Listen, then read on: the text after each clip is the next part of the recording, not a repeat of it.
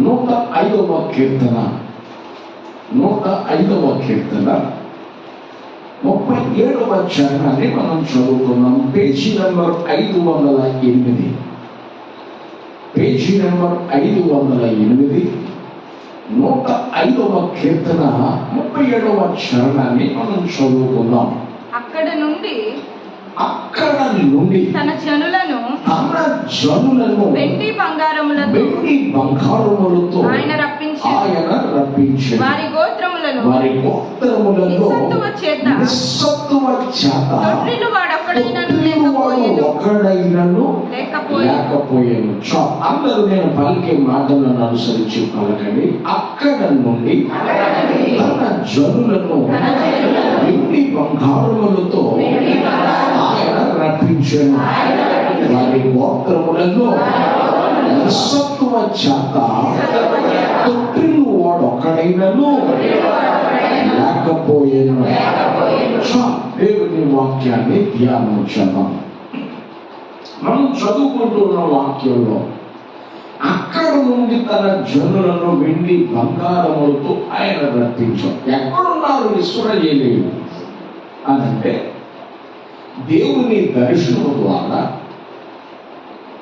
దేవుని వాక్కు ద్వారా వారు ఐగుప్తు దేశానికి బ్రతకడానికి వెళ్ళారు.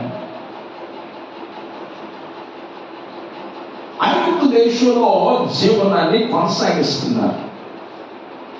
ఆ రోజుల్లో యోసేపు ఉన్నాడు. యోసేపు ద్వారా మంచి సారవంతమైన భూమిని వారు సంపాదించుకున్నారు. యోసేపు ఉన్న రోజుల్లోనే ఐగుప్తు దేశంలో ఇశ్రాయేలీయులు విస్తరించడం ప్రారంభించారు, అభివృద్ధి చెందడం ప్రారంభించారు. ఇశ్రాయేలీయులు బలమైన జనాంగంగా మారిపోయారు, మహాబలిష్ఠులైపోయారు. ఇట్లా ఆర్థికంగా వనరులు చాలా బాగున్నాయి. ఆ ప్రాంతంలో అట్లా బ్రతుకుతూ ఉన్నారు. యోసేపు చనిపోయిన తర్వాత యోసేపుని ఎనగని ఒక ఫరో వచ్చాడు. అతడు తన జనులను అదే ప్రాంతంలో బ్రతకడానికి వచ్చిన ఇశ్రాయేలీయులను చూసి ట్యాలీ చేసుకున్నాడు. ట్యాలీ చేసుకుంటే ఐగుప్తీయుని కంటే ఇశ్రాయేలీయులు బలిష్ఠులుగా, ఆరోగ్యవంతులుగా, దీర్ఘాయుష్మంతులుగా, సారవంతమైన స్థితిని కలిగి వారు జీవిస్తున్నారని గుర్తించి వారి ఎడల యుక్తిని ప్రారంభించాడు. ఇశ్రాయేలీయులు తొక్కడం ప్రారంభించారు. ఆహ్లాదమున్న ఐగుప్తులు వారికి పనికి మారినగా మారిపోయింది. ఇశ్రాయేలీయులు చివరికి వాళ్ళ ఆస్తులు లాక్కుని వాళ్ళని కఠినమైన బానిసత్వము సేవలోనికి నెట్టేశారు. వారు ఎంత సేవ చేశారు అంటే 430 సంవత్సరాలు కఠినమైన బానిసత్వాన్ని వారు కలిగి జీవించారు. తరతరాలుగా కఠినమైన సేవను చేయిస్తూ ఐగుప్తీయులు వేళ్లతో నలిపేస్తూ నరకొడుతూ వచ్చారు. ఆ పరిస్థితులను బట్టి కంటి నిండా నిద్ర లేక, కడుపు నిండా అన్నం లేకుండా ఏడుస్తూ ఉండేవా. దేవునికి మొదలు పెట్టారు, దేవా ఈ బాధ నుండి, ఈ దాసత్వం నుంచి నన్ను విడిపించని కన్నీరు కార్చి దేవుని సన్నిధిలో ప్రార్థన చేయడం చేశారు. దేవుడు వారి మొరలు విని దేవుడు మోషే అహరోనును ఏర్పాటు చేసుకుని అక్కడికి నడిపించారు. ఆ మోషే అహరోనుల ద్వారా దేవుడు కార్యం జరిగించాడు. స్తోత్రం. ఇప్పుడు ఐగుప్తు దేశంలో నుండి బయలుదేరినప్పుడు దేవుడు అన్నాడు, మీరు ఐగుప్తు దగ్గరికి వెళ్ళండి, వెండిని బంగారాన్ని విలువైన వస్త్రాలు అడిగి తీసుకోండి అని అన్నారు. ఐగుప్తు నుండి కనానుకు బయలుదేరే టైంలో ఇశ్రాయేలీయులు అందరూ కూడా లక్షల మంది ఐగుప్తు దగ్గరికి వెళ్ళి, అయ్యా మేము గెలిచి వెళ్ళిపోతున్నాం కాబట్టి మాకు బంగారం ఇవ్వండి, మాకు వెండి ఇవ్వండి, మాకు విలువైన వస్త్రాలు ఇవ్వండి అని అనగానే వాళ్ళు ఇవ్వడం ప్రారంభించారు. ఎందుకు అని అంటే దేవుడట ఇశ్రాయేలీయుల పట్ల ఐగుప్తునికి దయగల మనసును పుట్టించాడట. స్తోత్రం. ఏ మనసు అండి? అందరూ చెప్పండి. దయగల మనసు, జాలి కలిగిన మనసు దేవుడు పుట్టించాడట. అమ్మా మేము వెళుతున్నాం, 430 సంవత్సరాలు మా పితరుల దగ్గర నుంచి నా దగ్గర మేము చేస్తూ వచ్చాం మీకు పరిచర్య. మీ పనుల్లో, మీ చాలల్లో, మీ ఇంట్లో అన్ని సందర్భాల్లో బాధిసలే మేము పనిచేసాం. మీ దగ్గర ఉన్న బంగారం మాదే, మా కష్టమే, ఆ వెండి మా కష్టమే. కాబట్టి మా కష్టానికి తగిన ప్రతిఫలం రావటం కొరకు అడుగుతున్నాం. ఏమన్నామా అని అడగండి. దయగలిగిన మనసు వారికి ఇచ్చాడు కనుక ఒక్కొక్కడు బస్తా బంగారం తీసుకుని వచ్చేసాడు. స్తోత్రం చెప్పాలి. ఒక్కొక్కటి ఎంత తీసుకున్నారండి? అలా చెప్పాలి. వాళ్ళని తరిమితేరా అని అనుకుంటున్నాను. దేవుడు అంత నగలు, అంత బంగారం ఇస్తే ఒక్కొక్కటి మేడ అంత వాసిపోయింది. స్తోత్రం చెప్పండి. ఒక్కొక్కటి మేడ ఏమైపోయింది? ఇక పైకి చూసేవాడు కూడా కింద పొంగిపోతుంది. ఎందుకంటే అట్లా వేసుకున్నారు వాళ్ళు. అంత బేవత్సంగా నగలు వేసుకుని అన్ని ధరించుకుని బయలుదేరారు. అక్కడ నుండి తన ప్రజలను ఆయన వెండి బంగారములతో వెలుపలికి రప్పించాడు. స్తోత్రం. చూసారా, ఎప్పుడు కష్టంగానే ఉండదు. ఎప్పుడు రోజులు అన్ని మీకు అనుకూలంగా ఉండవు. దేవుడు ప్రతి పరిస్థితిని మార్చి వేస్తాడు. దేవుడు ఏం చేస్తాడు? ప్రతి పరిస్థితిని మార్చి వేస్తాడు. ఎందుకు మార్చి వేయగలిగిన వాడంటే ఆయన ప్రధాన శిల్పి అయి ఉన్నాడు. ఆయన చేతిలో నువ్వు వస్తే, ఆయన సన్నిధిలో నువ్వు వస్తే నీ స్థితిగతులన్నీ మారిపోతాయి, మార్చి వేస్తాడు ఆయన. ఇశ్రాయేలీయులు మారపెట్టినప్పుడు దేవుడు వెండి బంగారములతో ఐగుప్తు బానిసత్వం నుంచి దేవుడు వారిని బయటికి నడిపించాడు. అక్కడ రెండో మాటగా మనం చూస్తున్నాం. వారి గోత్రములో నిస్సత్తువ చేత తొట్టిల్లు వాడు ఒకడైనను లేడు. స్తోత్రం చెప్పండి. ఐగుప్తు దేశంలో ఉన్నప్పుడు కంటి నిండా నిద్ర లేదు, కడుపు నిండా అన్నం లేదు. ఐగుప్తు దేశంలో ఐగుప్తులు పెట్టిన ఆహారం శక్తిహీనతను తీసుకొచ్చింది, రక్తహీనతను తీసుకొచ్చింది, రకరకాల బలహీనతలు తీసుకొచ్చింది. ఎంత తిన్నా నీరసమే. మనకు కూడా అంతే. స్తోత్రం చెప్పండి. అవునే కదా? చెప్పండి. మనం బలుస్తాము కానీ బలహీనతలు మనం విడిచిపెట్టు. స్తోత్రం చెప్పండి. అవునే కదా? దేవుడు పెట్టాల. దేవుడు వాక్యంలో రాయబడింది, వారి గోత్రములో నిస్సత్తువ చేత తొట్టిల్లిన వాడు ఒకడు లేడు. ఎందుకు ఇంత శక్తి, ఎందుకు ఇంత బలం అనంటే బైబిల్ మనం చదువుకుందాం. దయచేసి ఆ మాట చదువు. ఇదే 105వ కీర్తన 40వ వచనం 41వ వచనం మనం చదువుకుందాం. వారు మనవి చేయగా అంటే ప్రార్థన చేయగా అని అర్థం.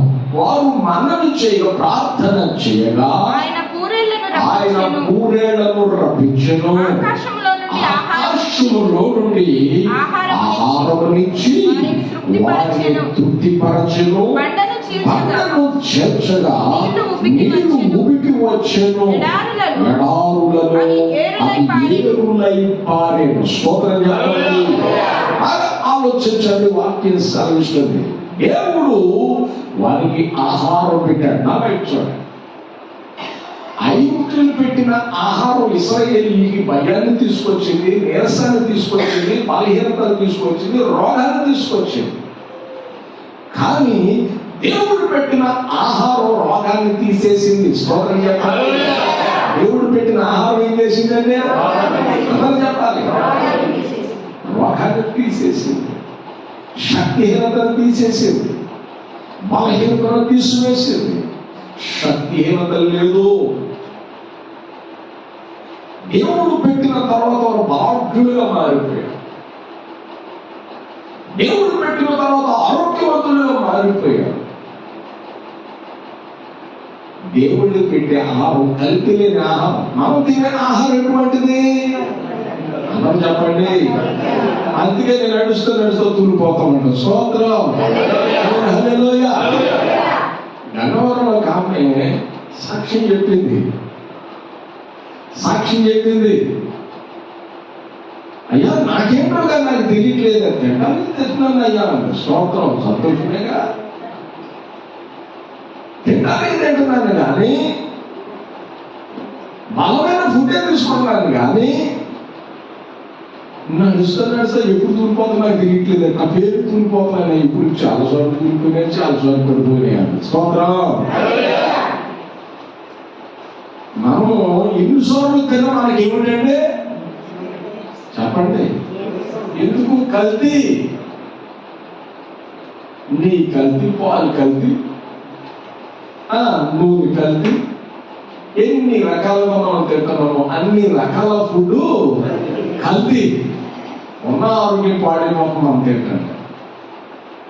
అందుకే బయట తినమాకండి, ఇంట్లో చేసుకోండి. స్తోత్రం చెప్పండి. ఆమె హల్లెలూయా. బయట న్యూడిల్స్ తింటూ ఉంటారు చాలా మంది. న్యూడిల్స్ రేగులో ఉంటాయే, అవి తిని ఆరోగ్యాన్ని పాడు చేసుకోవద్దు. అది ఆరోగ్యాన్ని పాడు చేసే ఆహారం. మెయిన్ ఆహారం పాడు చేసే ఆహారం తినవాకండి. న్యూడిల్స్ అయితే ఏదో ఒకటి తీసుకోండి మంచిగా. దేవుడు వెళ్ళారా, ఇశ్రాయేలీయులలో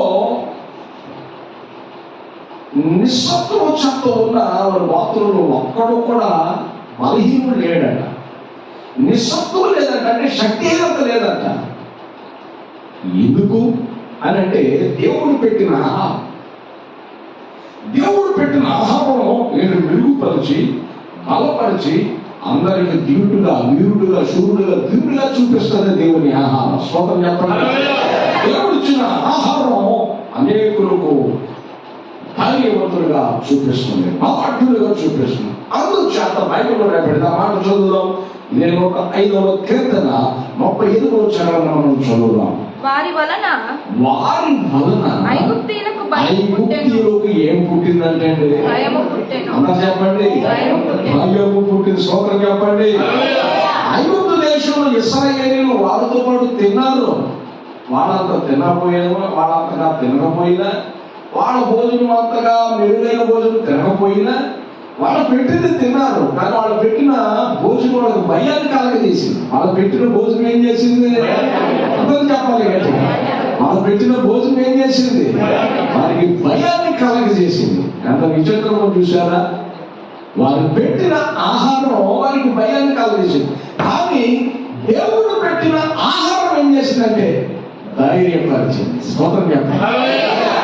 దేవుడు పెట్టిన ఆహారం ఏం చేసింది? ఇశ్రాయేలు ఏం చేసింది? ధైర్యపరిచింది. ఎంతగా ధైర్యపరిచిందంటే ఐగుప్తీయులు భయపడునంతగా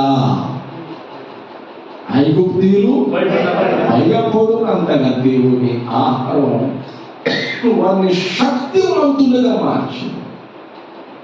ఎంత అద్భుతం! నెబుకద్నెజరు కాలంలో బబులోను సామ్రాజ్యంలో దానియేలు, షద్రకు, మేషకు, అబేద్నెగో ఈ నలుగురు ఉన్నారు. సకల 127 సంస్థానాల నుంచి ప్రజలందరినీ తీసుకొచ్చి, యవన పురుషులను తీసుకొచ్చి, జ్ఞానం కలిగిన వారిని, ఆరోగ్యం కలిగిన వారిని, సకల శాస్త్రాలు ఎరిగిన వారిని తన రాజ్యంలో ఉంచుకోవాలని, తన పని వారిగా చేర్చుకోవాలని, ఎవరికి ఎక్కువ జ్ఞానం ఉందో శోధించి తెలుసుకుని వారిని తన పరిచరకులుగా తన ఆస్థానంలో మంచి స్థాయిలో పెట్టాలని ఆశించారు. అయితే వారికి రాజుగారు పెట్టే భోజనం పెట్టాలని తీర్మానం చేశారు. అందరూ యవనస్తులు అందరూ తీసుకొచ్చారు. అందరూ వచ్చారు. యవనస్తులు, ఆరోగ్యవంతులు వచ్చారు, అందగాళ్ళు వచ్చారు, సన్నగా ఉన్నవాళ్ళు వచ్చారు, నాదిగా ఉన్నవాళ్ళు వచ్చారు, మీడియం ఉన్నవాళ్ళు వచ్చారు, అందరూ వచ్చారు. రాజుగారు పెట్టిన భోజనం తినేసి పాటలు వచ్చేసి గ్యాస్ వచ్చేసి రాజుగారు పెట్టిన భోజనం ఏం చేసింది చెప్పాలి. ఆరోగ్యం చెడిపోయారు. ఇంట్లో కూడా ఏమైపోయాడు? కేసు రక్తమే చెప్పాలి బస్తాలు అయిపోయాడు. స్తోత్రం చెప్పండి. అనంతగా అయిపోయారు. అప్పుడు నాగేశ్వర శేఖర్ మేషి అభివృద్ధి అన్నారు, రాజా నా పురుషుడు నేను రాజుగారు పెట్టిన భోజనం తినగానే మా కొరకు కాస్త శాకాహారాన్ని ఇవ్వండి, కూరగాయలు ఇవ్వండి, పాత్రలు పరీక్షించాలి, మీకేం ఇబ్బంది లేదు, ఇబ్బంది ఏం జరగదు అని బ్రతుకుని ఆడుకున్నాను. అప్పుడు ఈ వార్త తెలిస్తే రాజుగారు చెప్పాడు, తెలియకుండా చేద్దామని చెప్పి దాని శేఖర్ మేషి అభివృద్ధి మాట్లాడి మెప్పించి ఒప్పించి శాకాహారాన్ని తీసుకున్నారు. 10 దినాల తర్వాత వాళ్ళని పరీక్ష చేస్తే సర్వోత్సవం లావైపోయాడు. పట్టులేనోడు పట్టు వచ్చేసి రాజుగారు పెట్టిన భోజనం తిని స్తోత్రం చెప్పాలి. కూరగాయలు తిని ఏళ్ళు మాత్రం లేతగా నా చుట్టూ ఆడిపోయారు. స్తోత్రం చెప్పండి. వాళ్ళ ముక్కలు కంటే ముక్కలు కలకలకలాడిపోతున్నాయండి. ఏమైపోతున్నాయండి? చెప్పాలి హెచ్చగా. వాళ్ళ ముక్కలు కంటే ముక్కలు ఏమైపోతున్నాయి? భార్యలు శేఖర్ మేషి అభివృద్ధి నలుగురు ముఖాలు కలకలాడిపోతున్నాయి. వాళ్ళందరికి మాంసం పెడితే నలుగురికి మాంసం తీసేసి ఇక మీరు కూరగాయలు తినవచ్చానే. కూరగాయలు తిన్నారండి. దేవుని బిడ్డ ఒక నిబంధన ప్రకారం అసలు రాజుగారి పెట్టి భోజనం ఎందుకు తినకూడదు?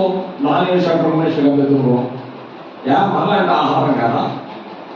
ఎందుకు వాడు తినలేదంటే మొదట రాజుగారండి తన దేవతకి బలర్పించిన మాంసాన్ని అందగలట. అది అపవిత్రమైన దేవునికి విరోధమని దానియేలు శేఖర్ మేషి అభివృద్ధిలో అనుకొని దాన్ని మానేశారన్నమాట. అది రహస్యం. స్తోత్రం చెప్పండి. దేవునికి హేయమైన ఆహారం మనకు అవసరం లేదు అనుకుని వాళ్ళు మాంసం కాకుండా కూరగాయలు అడిగి కూరగాయలు తింటూ దేవుని మహిమపరిచారు. కానీ వాళ్ళ ముఖాల కంటే వీళ్ళ ముఖాలు కలకల్లాడిపోతూ వచ్చాయి. స్తోత్రం చెప్పాలి. అంత అద్భుతమండి. వారి కంటే వీళ్ళ ముఖాలు తేజస్సుగా, వారి జ్ఞానం కంటే వీళ్ళ జ్ఞానం పదంతలు శ్రేష్ఠులుగా వీళ్ళు కనిపించారు. దేవుని షరతు ప్రకారం నడిచారు. దేవునికి బాధ కలిగించరా, దేవునికి నొప్పు కలిగించరా, దేవుని చిత్తాన్ని దాటి వాళ్ళు నడవలా చేయలే. స్తోత్రం చెప్పండి. అద్భుతమండి. మనకి మన ఆహారంలో కూడా రోగం ఉండకుండా ఉండాలి అంటే మనం ఏం చేయాలి? ప్రార్థన చేసుకుని తినాలి. అంతేగాని మనకు ఆత్రం ఉండకూడదు. మనకి స్తోత్రం ఉండలేదు కానీ ఏముండదు మనకి అని చెప్తుందండి. ఏముండదు మనకి? ఆత్రం. యేసు రక్తమే చెయ్యాలి. స్తోత్రం చెప్పండి. దేవుడు బిడ్డ ఆత్రం వద్దు, ముందు ఏముండాలి? స్తోత్రం ఉండాలి. స్తుతించండి, ప్రార్థించండి. నాకు ఫ్యామిలీ తెలుసు, వాళ్ళ పేరు చెప్పడం చెప్పాలంటే కొన్ని చెప్తారు, లేకపోయి పేరు చెప్పను. నేను ఒక ఇంట్లో ఉండి ప్రార్థన చేస్తాను. వారు నన్ను చాలా ప్రేమగా చూసుకునేవారు. స్టార్టింగ్ వివాహం కాని రోజుల్లో వారు రోజుకి 7 పర్యాలు తినేవారు. ఎన్ని పర్యాలంటే చెప్పాలి. అయ్యా నువ్వు తినాలయా అనేవాడు. నేను ఉపవాసం తిన్నాను అనేవాడు.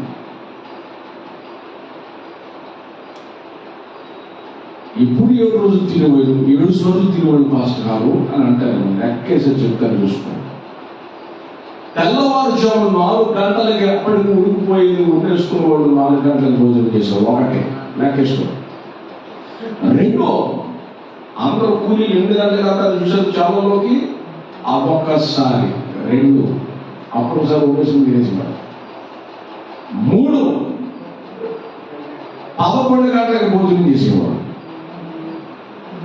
4 1 గంట 1:30 టైంలో భోజనం చేసేవాడు. 5 3:30కి భోజనం చేసేవాడు.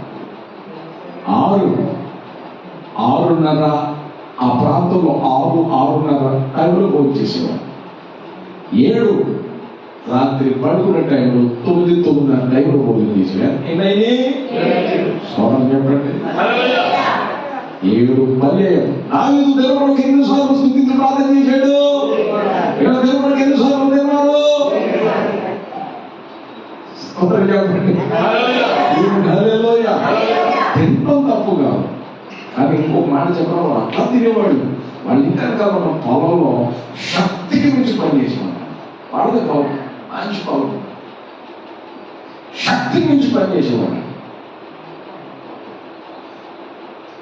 89 97 బ్రతికాడు. ఎన్నేళ్ళు బ్రతికారు చెప్పాలి గట్టిగా?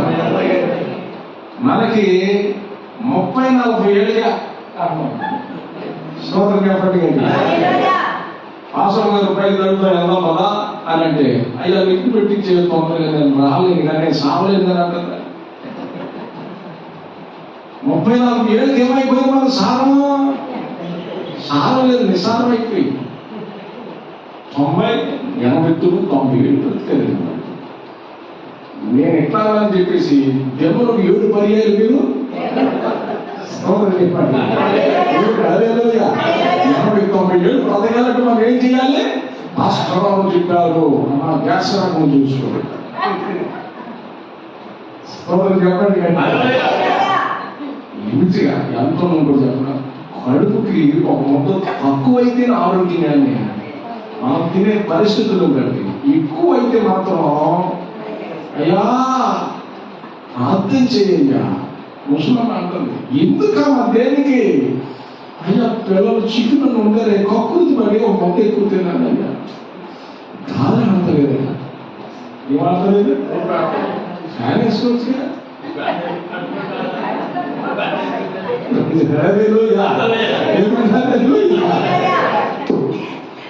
నేను చెప్పాను, నీ వయసు ఎంత? అయ్యా 70 అయ్యా. మరి 70 వయసులో ఎక్కడ ఉండాలమ్మా? మనోళ్ళయ్యా ప్రేమతో పెట్టారు, మరి ఇప్పుడు ఏమైపోయింది? ఇప్పుడు జాగ్రత్తగా ఉండాలా. మొత్తం తక్కువైనా పర్వాలేదు, కానీ మొత్తం ఎక్కువైతే మాత్రం ప్యాకెట్ తగ్గేస్తాం. జాగ్రత్త.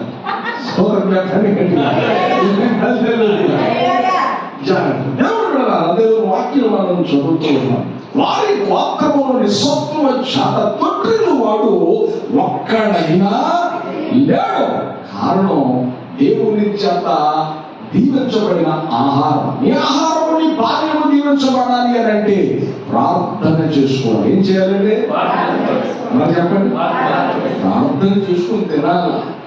అప్పుడు అందులో రాగాన్ని దేవుడు తీసివేస్తాడు. ప్రార్థన చేసుకోవడానికి సిగ్గెందుకు? ఎక్కడైనా ప్రార్థించితేనండి అది పరిశుద్ధపరచబడుతుంది, అది ఆశీర్వదించబడుతుంది. కాబట్టి దేవుడు బిడ్డలారా, దేవుడిచ్చిన ఆహారం, దేవుడిచ్చిన పానీయం స్వచ్ఛమైనవి, రోగం లేదు. ఐగుప్తిని గట వీడు దేవుడు పెట్టిన ఆహారం తిన్న తర్వాత ఐగుప్తినికి భయం కలుగుతుందంట. ఒక్కొక్కడు ఎంత ఎత్తున్నాడు, ఎంత బాగున్నాడు, ఎంత బాగా చూడుకున్నాడు ఏమిట్రా అని అందరూ కూడా భయపడిపోతున్నారట. కారణం దేవుడు చేత దీవించబడిన ఆహారం. దేవుడి చేత ఏమైందంటే దీవించబడిన ఆహారం. నేను అనుకుంటున్నాను 5 రొట్టెలు 2 చేపలు 5,000 మంది తిన్నగా ఎన్ని గంపలు మిగిలాయండి? 12 గంపలు మిగిలాయి. స్తోత్రం అండి. సాధారణ నేను చాలాసార్లు టెస్ట్ చేశాను. మనం తీసుకోవచ్చు బ్యాటరీ దగ్గర నుంచి ఒక గడ్డ తింటే గడ్డ దగ్గర పెట్టుకుని తింటే దిగిందంటారా? చెప్పండి. మీరు తినలేదు, నేను ప్రాక్టీస్ చేశాను. గడ్డ పెట్టుకుని తిందామని గడ్డ తెచ్చుకుని తింటున్నాను. అసలు దిగట్లా వాడికి మింగు పడతారా? చుట్టేస్తుంది నోట్లో. నాకే కాదు, మీకు కూడా అంతే. నేను టెస్ట్ చేసుకోవడం ఇంటికి వెళ్ళినాను. స్తోత్రం చెప్పండి. నీళ్లు లాగా. కానీ దేవుడు పెట్టిన ఆహారం అండి జరాజర జారిపోతున్నాయి. 2 చేపలు. స్తోత్రం చెప్పండి. ఏమైపోతుందండి? ఎంత రుచులు ఉంటాయో. దేవుడి చేతులకు వెళ్తే ఏదైనా రుచులు మారిపోతాయి, రంగులు మారిపోతాయి, పరిస్థితులు మారిపోతాయి. 5 రొట్టెలు 2 చేపలు అందరూ తినగా ఒకడు గుండె పడిపోయాను. లేకపోతే గ్యాస్ వచ్చిన ఎక్కడ రాయబడిందా? దేవుడి చేతిలోకి వెళ్ళిన ఏ ఆహారమైన ఆశీర్వదించుకోవాలి. అది నీరైనా తినే ఆహారమైన ఇంకా దేవుడు పెడతారు. అందుచేత ఏదో బాధ్యతగా ఉన్నారట. బాధ్యతగా ఉండటం బట్టి శత్రువు కట భయం కలిగిందట. ఏమైందంటే శత్రువుకి ఏమైందంటే భయం కలిగిందట. నిజంగా మోకాళ్ళ అనుభవం మనం కలిగి ఉంటే శత్రువు మనం చూసి కంగారు పడిపోతాడు. పాతాళానికి ఎవరంటే భయం చెప్పరా? పాతాళంలో ఉన్న సమూహానికి ఎవరంటే భయం చెప్పరా? అంత డబ్బు అంత బంగారం ఉన్న వ్యక్తిని చూసి దెయ్యం ఏం కంగారు పడదు. కానీ రోజు క్రమం తప్పక 5 నిమిషాలు, క్రమం తప్పక 10 నిమిషాలు, క్రమం తప్పక అర్ధ గంట, క్రమం తప్పక 5 గంటలు, క్రమం తప్పక 10 గంటలు ప్రార్థన చేసేవాడంటే పాతాళం కేకలు వేస్తుంది. స్తోత్రం చెప్పండి. హల్లెలూయా. పాతాళం ఏం చేస్తుంది? కేకలు వేస్తుంది. గంటలు ప్రార్థించాలి. పాస్టర్ 5 నిమిషాలు ఉన్నాడు కాబట్టి 5 నిమిషాలే చేద్దామని అనుకోబాకండి. 5 నిమిషాలు చేయకూడదు, చెప్పాలి. 5 నిమిషాలు. నేను ఒకసారి చెప్పాను మీకు, బ్యాంకులో పని చేస్తాను ఆయన. పాస్టర్ గారు మీరు చెప్పిన దగ్గర నుంచి నేను క్రమం తప్పకుండా వాక్యాలు చదివేస్తాను అన్నాడు. నాకు ఆశ్చర్యం అయిపోయినాము. నేనెంత టైం చదువుతాను, ఇంకా నేను కొత్త విషయం నేర్చుకోవాలి. 2 గంటలు చదువుతారండి, ఏంటండి మీ రహస్యం అని అడిగితే ఆయన అన్నాడు, రోజు స్నానం చేసిన తర్వాత ఆవలు కట్టుకుని క్యాలెండర్ దగ్గరికి వెళ్ళి పడి చూసుకుని క్యాలెండర్లో ఆ గేట్ దగ్గర చీపెట్టుకుని చదువుకుంటాడట. స్తోత్రం చెప్పండి. అదే రోజు క్రమం తప్ప వాకింగ్ వెళ్తానని నేను ఆశ్చర్యపోయి నేను నేర్చుకోవచ్చండి. నేనే నేర్చున్నా పొందా క్యాలెండర్ వాక్యం ఎందుకంటే అక్కడ చదువుకోవడం మంచిదే, కానీ బైబిల్ రోజు క్రమంగా చదవాలి. బైబిల్ జ్ఞానం నమ్మకుండా. బైబిల్ జ్ఞానం లేదు జనాలకు, మొబైల్ జ్ఞానం అండి. ఏమవుతుందండి? ఫోన్ జ్ఞానం. చిన్నపిల్లవాడికి ఇవ్వండి, ఆడు ఫోన్ బైబిల్ నుంచి బయటికి రాదు. ఫోన్ పట్టేస్తుంది. ఫోన్ సెల్ ఫోన్ పట్టేసేసి సెల్ ఫోన్ నుంచి బయటికి రాదు. పిల్లలకి బైబిల్ నుంచి చదివితే చదవడం. ఫోన్ ఇవ్వండి, మిమ్మల్ని ఏం ఆడరు. అసలు కనీసం పాలు కూడా ఆడగలరు. స్తోత్రం చెప్పండి. అంత అయిపోయింది టెక్నాలజీ, అంత అయిపోయింది పరిస్థితులు.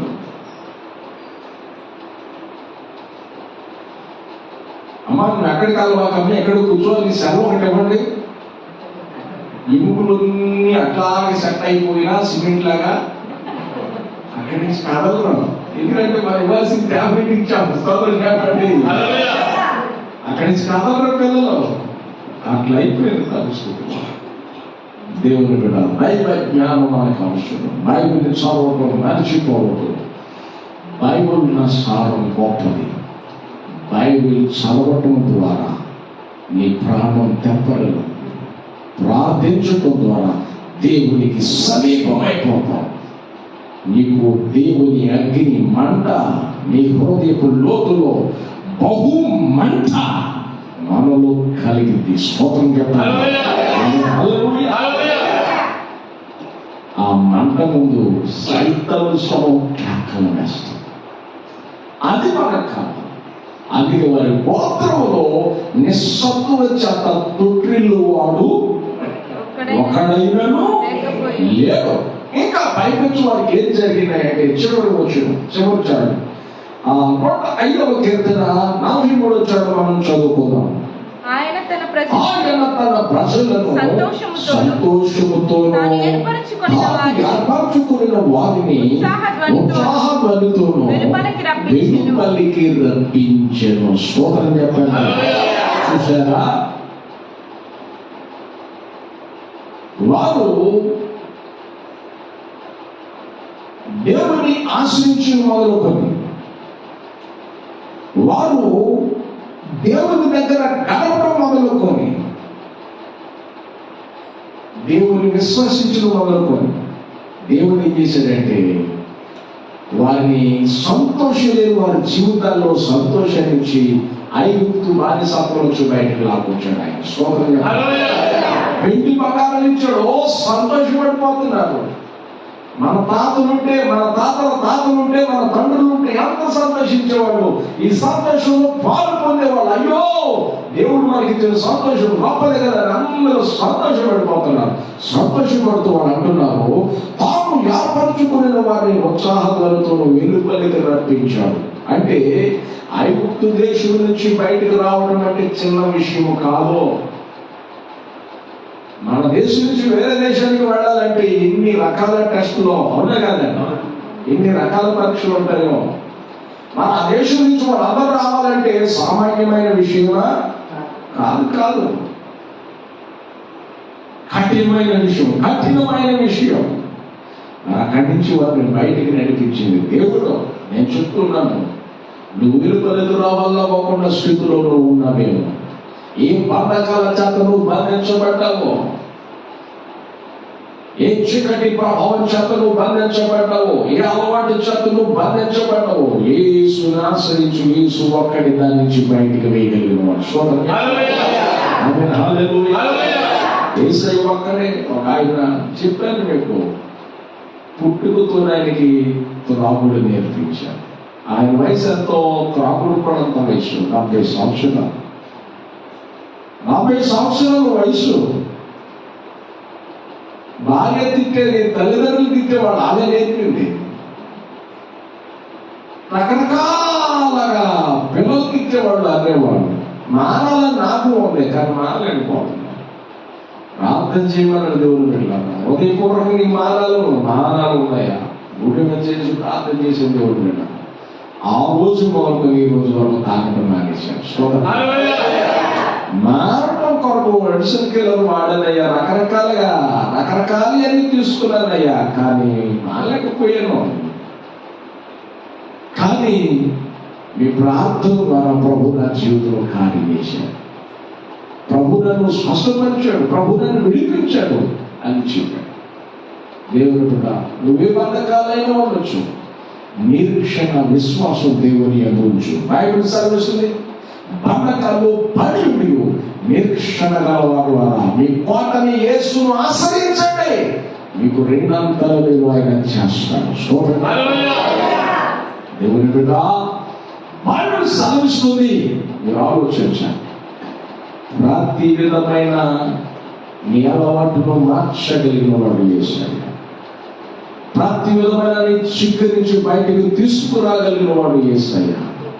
వారికి ఈనాడు ఐగుప్తు దేశంలో ఉత్సాహం లేదు, సంతోషం లేదు. వాళ్ళ స్థితులు జ్ఞాపకం చేసుకున్నారు. ఈ బంధకాలు తెంచింది దేవుడు అని దేవుని స్తుతిస్తున్నారు. నీ బంధకాలను కూడా దేవుడు తెంచగలిగిన వాడు. నా బంధకాలు తెంచిన దేవుడు నీ బంధకాలు తెంచగలిగిన వాడు. నేను చెప్పనా, మన పరిచర్య వందల వేల మందిని పరిచర్య మారబోతుంది.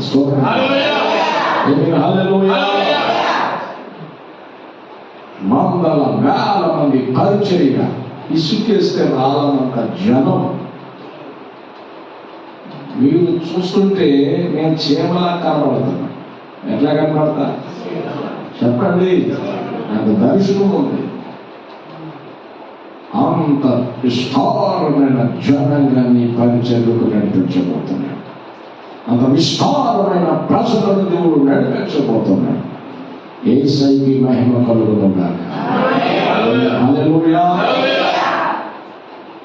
ఈ పరిచర్యను పాడు చేయాలని, ఈ పరిచర్యలోకి జనం రాకుండా చేయాలని చాలా మంది ప్రయత్నించారు. నేను ఒక దర్శనాన్ని చూశాను. ఆ దర్శనంలో దేవుడు సమస్త అపవిత్రతలు, సమస్తమైనటువంటి దేవుని విరోధమైన దాన్ని మొత్తం ప్రొక్కలేతో తోసేస్తున్నాడు. మార్గాన్ని సరళం చేశాడు ఆయన. సరళమై ఉంది. తగిన కృపా గడియ రాగానే ప్రజలతో నిండిపోతుంది. ఎవరు మనల్ని హెచ్చించలేదు. దేవుడు ఒక్కడే హెచ్చించువాడు. దేవుడు ఒక్కడే మనల్ని ఆశీర్వదించువాడు. దేవుని ఆశ్రయించండి. నేను చెప్తున్నా, ప్రజలు నమ్ముకుంటే నువ్వు పాడవుతాయి. దేవుని నమ్ముకుంటే వాడిని నీ జీవితం బాగుపడుతుంది. ఇదిగో నువ్వు పైకి లేపబడతావు. స్తోత్రం చెప్పాలి. ఏమవుతావు నువ్వు? దేవుని ద్వారా లేపబడతావు. దేవుని ద్వారా లేపబడము ఆశీర్వాదం. కాబట్టి దేవుని ద్వారా లేపబడాలి, దేవుని ద్వారా హెచ్చించబడాలి. అందుకే బైబిల్ సెలవిస్తుంది, ఇశ్రాయేలుకు చేసిన మీరు నీకు కూడా చేయడానికి ఆయన ఇష్టపడుతున్నాడు, సిద్ధపడుతున్నాడు. అట్టి మేలు వంటి కృప నీకు కావాలి అని అంటే దేవుని అడుగు హృదయపూర్వకంగా, నన్ను వాడుకో, నన్ను బలపరచు, నన్ను ఈ అలవాటును చూపించు, నాకు ఈ సంతోషం దయచే, నాలో ఈ బలహీనత తీసేది దేవుని అడగగలిగితే దేవుని ప్రతి పరిస్థితిని మార్చి వేస్తాడు. అట్టి కృప దేవుడు మనకు ధారాళంగా దయచేయను గాక. ప్రార్థన